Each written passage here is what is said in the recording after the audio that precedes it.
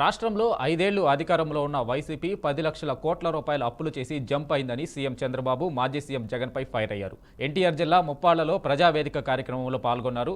తాము అధికారంలోకి వచ్చిన మరుక్షణం నుంచి రాష్ట్రంలో సంపద సృష్టించే ప్రయత్నం చేస్తున్నామని అన్నారు. వచ్చిన లాభాలను నిరుపేదలకు పంచుతామని తెలిపారు. నాయకుడు దూరదృష్టితో ఆలోచిస్తే జాతి బాగుపడుతుందని అన్నారు. రాష్ట్ర జనాభా పెరగాల్సిన అవసరం ఉందని పేర్కొన్నారు. వెల్తీ, హెల్తీ, హ్యాపీ సొసైటీనే తమ లక్ష్యమని అన్నారు. రాష్ట్ర ఆర్థిక వ్యవస్థ ఇబ్బందికర పరిస్థితిలో ఉందని, మెల్లిమెల్లిగా అన్నింటినీ చక్కదిద్దుకుంటూ వస్తున్నామని సీఎం చంద్రబాబు తెలిపారు. ఎంతమంది పిల్లలుంటే అంతమంది పిల్లలకి ఇస్తాం. ఇప్పుడిప్పుడే జనాభా తగ్గిపోతా ఉంది. కనీసం ఒక కప్పులు ఎవరైతే భార్యాభర్త ఉన్నారో 2 పిల్లల కంటే తక్కువ కాకుండా 3 కంటే సంతోషం. కనీసం 2 ఉండాలి. లేకపోతే జనాభా తగ్గిపోతే, ముసలి వాళ్ళ సంఖ్య పెరిగితే, ఈరోజు అభివృద్ధి చెందిన దేశాల్లో జనాభా లేకుండా అవస్థపడే పరిస్థితికి వచ్చారు.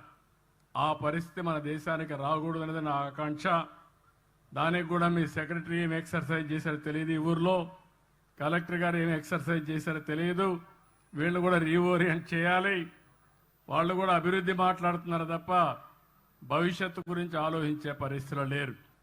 అదే సమయంలో అన్నదాత కింద రైతుకి ఇవ్వాల్సిన డబ్బులు కూడా 20,000 రూపాయలు ఇస్తా ఉన్నాం. కేంద్రం 6,000 రూపాయలు ఇస్తుంది.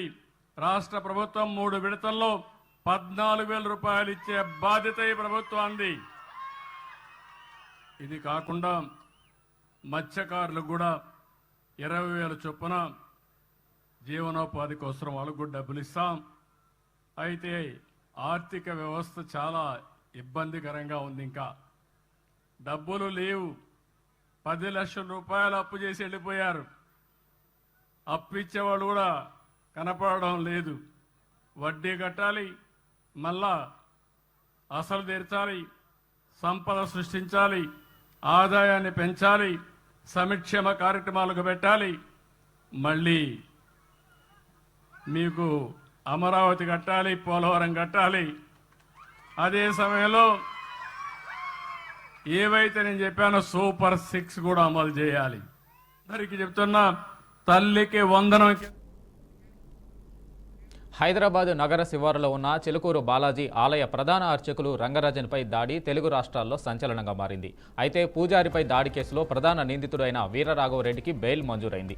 15,000తో 2 పూచీకత్తులు సమర్పించాలని రాజేంద్రనగర్ కోర్టు తెలిపింది. వీరరాఘవరెడ్డి రామరాజ్యానికి సైన్యం తయారు చేస్తున్నానని, మద్దతు ఇవ్వాలని, తన సైన్యంలో భక్తులను జాయిన్ చేయించాలని ఫిబ్రవరి 8వ తేదీన రంగరాజన్ ఇంటికి వెళ్లి దాడికి పాల్పడ్డాడు.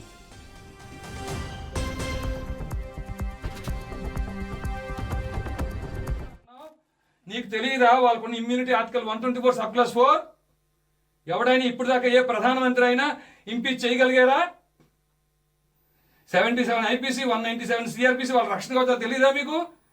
భగవద్గీత 18వ అధ్యాయంలో 17వ శ్లోకం ఉన్న యస్య నాహంకృతో భావో బుద్ధిరేష్ట నలిపితే హత్వాపి సహిమాన్ లోకాన్ని హంతి ప్రయోగించే అవకాశం మాకు లేదా? ఏమీ తెలియదండి అయ్యా. పండితులు వేషం వేసుకుని తెలియని నటవిట శూద్రుల వనితలు స్వవచమౌటకు ఉపదిశించి సంతసిల్లి స్వరలయంబులెరుంగకనే శిలత్ములై సుభక్తులకు సమానమని దుడుకుగల నన్నే దొరకుడుకు బ్రోచురా.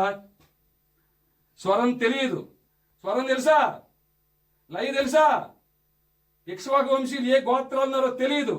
క్షాత్రం కలిగిన వారు మీ పరిధిలో ఎంతమంది ఉన్నారో తెలియదు. వైశ్య పరంపర 44వ శ్లోకంలో చెప్పిన వైష్ణు కృషి గోరక్ష వాణిజ్యం మీ ఆలయ పరిధిలో ఎంతమంది ఉన్నారో తెలియదు.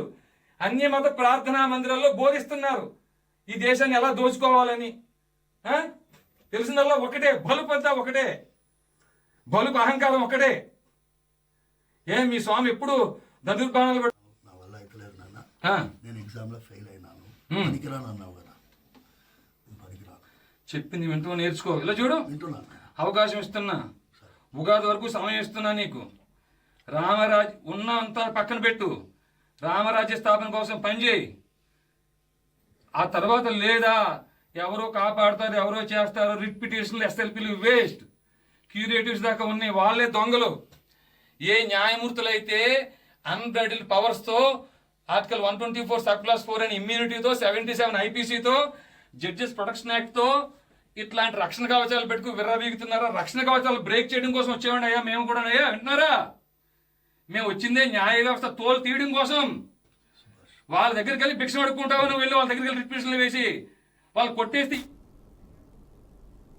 హెచ్సియు భూముల వ్యవహారంపై కాంగ్రెస్ నేతల కీలక భేటీ జరగనుంది. ఈ నేపథ్యంలో నేడు ఏఐసిసి ఇన్ఛార్జి మీనాక్షి నటరాజన్ హైదరాబాద్కు రానున్నారు. సాయంత్రం 5 గంటలకు హెచ్సియు భూముల విషయంలో ప్రభుత్వం నియమించిన మంత్రివర్గ కమిటీ సభ్యులు డిప్యూటీ సీఎం బట్టి విక్రమార్క, మంత్రి శ్రీధర్ బాబు, రెవెన్యూ శాఖ మంత్రి పొంగులేటి శ్రీనివాసరెడ్డితో సమావేశం కానున్నారు. టీపీసీసీ అధ్యక్షుడు మహేష్ కుమార్ గౌడ్ ఆధ్వర్యంలో మీనాక్షి నటరాజన్ గాంధీ భవన్లో ఎన్ఎస్యుఐ నాయకులతో సమావేశం కానున్నారు.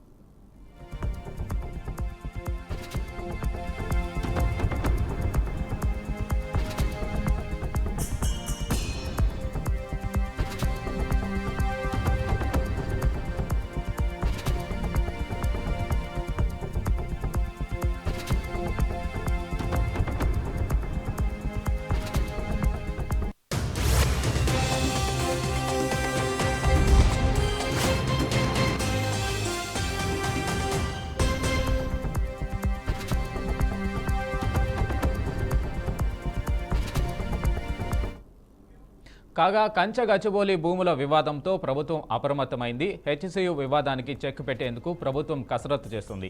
దీనిపై సచివాలయంలో మంత్రుల కమిటీ సభ్యులు డిప్యూటీ సీఎం బట్టి విక్రమార్కతో సీఎస్ శాంతికుమారి భేటీ అయ్యారు. ఇప్పటికే 3 మంత్రులతో ప్రభుత్వం కమిటీ ఏర్పాటు చేసింది. కమిటీలో బట్టి విక్రమార్క, దుద్దిళ్ల శ్రీధర్ బాబు, పొంగులేటి శ్రీనివాసరెడ్డి ఉన్నారు. కోర్టు తీర్పులను పరిగణలోకి తీసుకుంటామని ఇప్పటికే ప్రభుత్వం ప్రకటన చేసింది. సీఎస్, రెవెన్యూ, జీహెచ్ఎంసీ, అటవీ, హెచ్ఎండిఏ ఇతర ఉన్నతాధికారులతో డిప్యూటీ సీఎం బట్టి సమావేశమయ్యారు. 1-2 రోజుల్లో విద్యార్థి సంఘాలు, పౌర సంఘాలు, పర్యావరణవేత్తలతో మంత్రుల కమిటీ సమావేశం కానుంది. ఈ నెల 16 వరకు నివేదిక ఇవ్వాలని సీఎస్ను సుప్రీంకోర్టు ఆదేశించింది. దీంతో నివేదిక తయారీపై సీఎస్ ఫోకస్ పెట్టారు. కంచగచ్చిబౌలిలో ఎకో పార్క్ ఏర్పాటుకు ప్రభుత్వ ఆలోచన చేస్తున్నట్లు సమాచారం.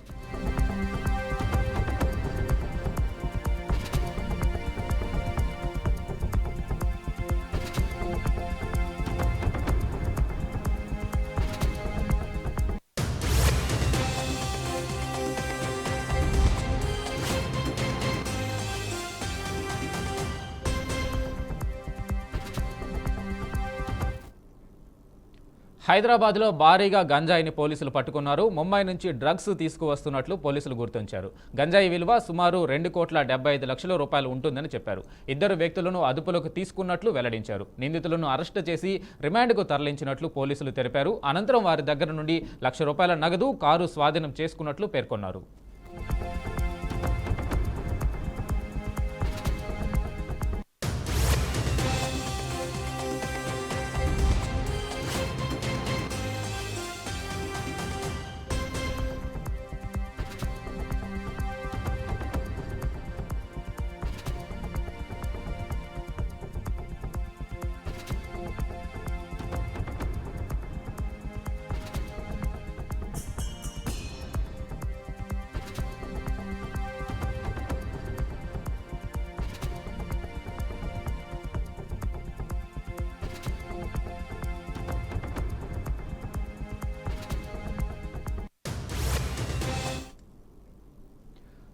బాపట్లలో నిన్న జరిగిన దొంగతనం కేసును పోలీసులు 24 గంటల్లో ఛేదించారు. నిందితుడు తెలంగాణ వాసిగా గుర్తించారు. ఇంకొల్లు పోలీస్ స్టేషన్ పరిధిలో 3వ తేదీన ఇంట్లో ఎవరు లేని సమయంలో అర్ధరాత్రి తలుపులు పగలగొట్టి మహమ్మద్ షరీఫ్ దొంగతనానికి పాల్పడ్డాడు. యజమాని శివప్రసాద్ ఫిర్యాదు మేరకు పోలీసులు కేసు నమోదు చేసి దర్యాప్తు చేపట్టారు. దర్యాప్తు చేపట్టిన పోలీసులు క్లూస్ టీం ద్వారా వేలి ముద్రలు సేకరించి నిందితుడిని గుర్తించి అదుపులోకి తీసుకున్నారు.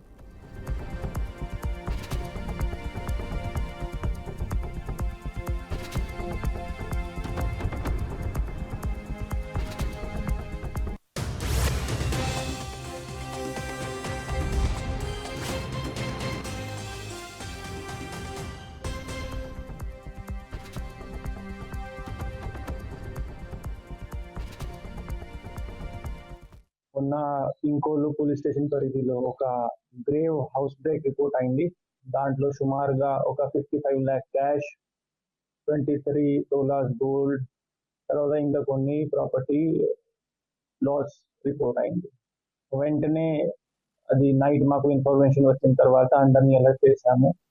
డిఎస్పి చిరాల, డిఎస్పి సిసిఎస్ గారు ఆధ్వర్యంలో మల్టిపుల్ టీమ్స్ ఫామ్ చేయడం జరిగింది. అది వెంటనే ఆ టీమ్స్ గ్రౌండ్ కి దిగాయి అండ్ చివరికి మేము ముద్దాయిని అరెస్ట్ చేశాము. అతను తెలంగాణ సంబంధించిన వ్యక్తి. ఆయన పేరు మొహమ్మద్ షరీఫ్, ఏజ్ 34 years. ఆయన పాత క్రిమినల్ యాక్టివిటీ చూస్తే he has been very active in Telangana area. Almost 14 cases ఉన్నాయి. దాంట్లో అరెస్ట్ అయ్యి కూడా జైలుకి పోయి ఆయన వచ్చారు. ఇక్కడ తర్వాత ఒక బాపట్ల అతనితో పరిచయం అయ్యి ఇక్కడ రెక్కి చేసుకొని ఆ క్రైమ్ ని వాళ్ళు ప్లాన్ చేసుకొని చేయడం జరిగింది. దాంట్లో మన వాళ్ళు కష్టపడి వెంటనే ఇన్ఫర్మేషన్ పెట్టుకొని టెక్నాలజీ వాడుకొని సీసీటీవీ కూడా చూశారు. దాంట్లో సీసీటీవీ ఫుటేజెస్ కూడా వచ్చాయి. So we could catch him within 24 hours. ఇది అంతా చేయడం జరిగింది. దాంట్లో డబ్బు కూడా మొత్తం 55 lakhs ఆల్మోస్ట్ రికవర్ అయింది. తర్వాత గోల్డ్ కూడా రికవర్ అయింది. సో ఇది కూడా ప్రజలకి కూడా మన తరఫు నుండి ఇది I would like to congratulate my team. ఒక కాన్ఫిడెన్స్ వస్తుంది పోలీస్ మీద, డిపార్ట్మెంట్ మీద, ప్రభుత్వం మీద. మొన్న ఇంకోలు పోలీస్ స్టేషన్ పరిధిలో ఒక గ్రేవ్ హౌస్ బ్రేక్ రిపోర్ట్ అయింది. దాంట్లో సుమారుగా ఒక 55 lakh క్యాష్, 23 tolas గోల్డ్, తర్వాత ఇంకా కొన్ని ప్రాపర్టీ లాస్ రిపోర్ట్ అయింది. వెంటనే అది నైట్ మాకు ఇన్ఫర్మేషన్ వచ్చిన తర్వాత అందరినీ అలర్ట్ చేశాము. డిఎస్పి చిరాల, డిఎస్పి సిసిఎస్ గారు ఆధ్వర్యంలో మల్టిపుల్ టీమ్స్ ఫామ్ చేయడం జరిగింది. అది వెంటనే ఆ టీమ్స్ గ్రౌండ్ కి దిగాయి అండ్ చివరికి మేము ముద్దాయిని అరెస్ట్ చేశాము. అతను తెలంగాణ సంబంధించిన వ్యక్తి. ఆయన పేరు మొహమ్మద్ షరీఫ్, ఏజ్ 34 years. ఆయన పాత